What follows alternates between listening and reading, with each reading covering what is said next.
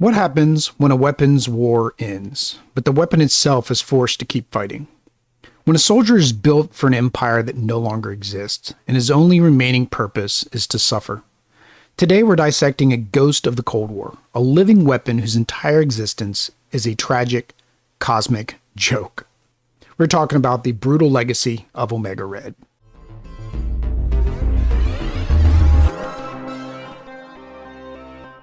Welcome back to another episode of Marvel Echoes.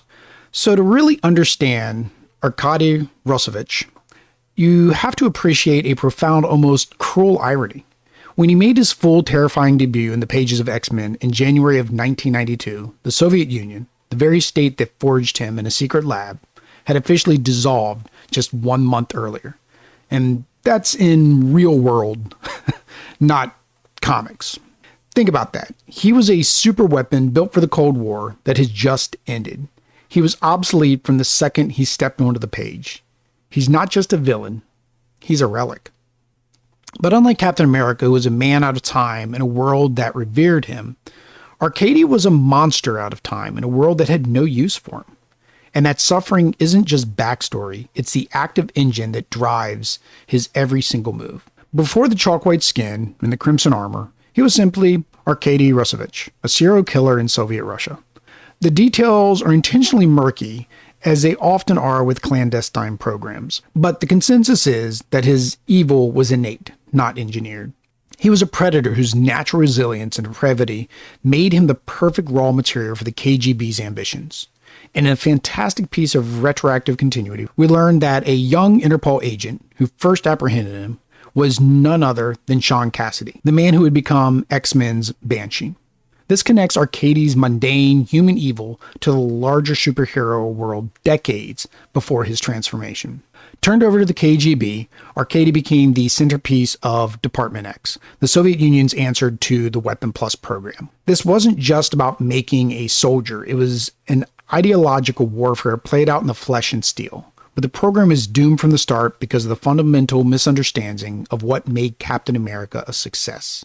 So the Americans chose Steve Rogers, a man whose defined trait was goodness. And well, it got amplified. The Soviets, in their grim calculus, chose a monster and sought to amplify his malice. The result was a weapon so vicious, so uncontrollable, they couldn't even rely on him. He was a failure, sealed away in cryogenic stasis. The core of his personal tragedy, the curse that defines him, lies in the very instrument of his power, the retractable tentacles surgically implanted in his arms. They are forged from carbonadium, the Soviets' flawed and highly radioactive attempt to replicate adamantium. These coils are his signature weapon, but they're also poisoning him with every passing second. Unlike Wolverine, whose healing ability prevents his adamantium poisoning, Omega Red didn't have that. This created a horrific biological imperative. To survive, he had to constantly drain the life force of others using a pheromone known as the death factor. This isn't a power he uses for conquest or greed. It's a vampiric need, a torturous, unending process, just to counteract his own body's decay. This makes his own origin story a constant present tense torment. He is a prisoner of his own state-sponsored creation, a man whose very life is a symptom of his own disease. And his entire existence boils down to a desperate, singular hunt for the one device that can stabilize him, the Carbonadium Synthesizer. And that device brings us to the most enduring and personal rivalry, Wolverine. Their history goes back long before the X-Men, to their time as covert operatives in the CIA's clandestine Team X, alongside Sabretooth and Maverick. During a mission in Berlin, it was Wolverine's team that secured the synthesizer, taking it from Arkady, the only hope he had for a cure. For Omega Red, this wasn't a tactical loss, it's a death sentence. The conflict mirrors the Cold War itself. Two living weapons, forged by rival superpowers, each a product of brutal experimentation. But Wolverine, the weapon who broke free, has spent his life clawing his way back into his humanity. Arkady remains trapped, a discarded tool of a dead empire, forever condemned to function. So let's fast forward a bit and get you caught up with how Arkady's tragic legacy has echoed into the modern era.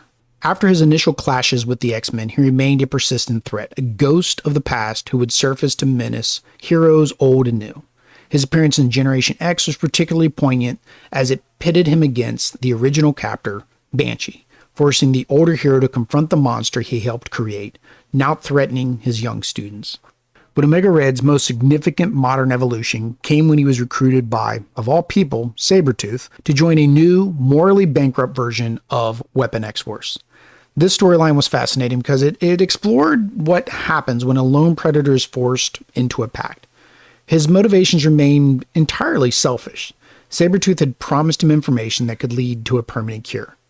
But it put him in a bizarre dynamic, working as a reluctant anti-hero alongside others like Lady Deathstrike. For a moment, we saw him as something other than a hunter. He was a desperate man, making a devil's bargain. When the mutant nation of Krakoa was founded, Omega Red was many of the X-Men's former foes that was granted amnesty. He was given a home and a purpose, serving the nation in various capacities, often alongside X-Force. But you can never truly escape your own nature. Throughout the Krakoan era, he remained a volatile and untrustworthy asset. His personal needs and violent history always bubbled just beneath the surface. He was a constant reminder that some weapons can never truly be decommissioned. As of 2025, in the fall of Krakoa, Arkady is once again left adrift. He's a free agent in a world that is more hostile to mutants than ever. He's a relic whose curse remains uncured, a living weapon for hire whose tragic, agonizing hunt for survival continues, making him arguably more dangerous than ever before. So I'll leave you with this question. Is Omega Red truly a villain, driven by his own innate evil?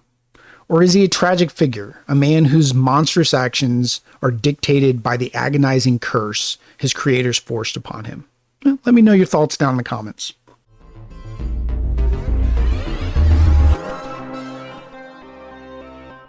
Thanks for listening to this episode of Marvel Echoes. If you enjoyed this deep dive, make sure you subscribe so you don't miss any of our daily episodes. Leaving a like and a comment really helps this channel grow, so I'd be happy if you did that. And for more content on this deep dive, as well as new reader guides, make sure you visit the links down below. Until next time, true believers, make mine Marvel.